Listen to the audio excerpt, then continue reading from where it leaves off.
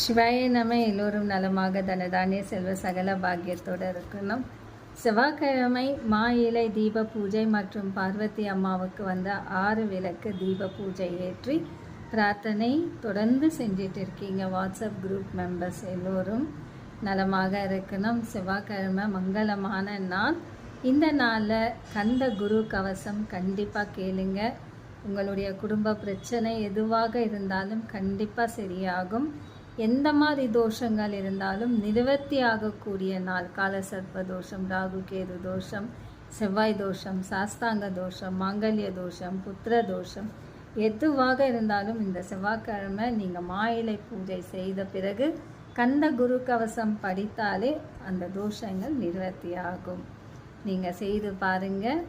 நீங்கள் YouTube follow பண்ணுங்கள். எல்லா வீடியோ அதில் இருக்கும்.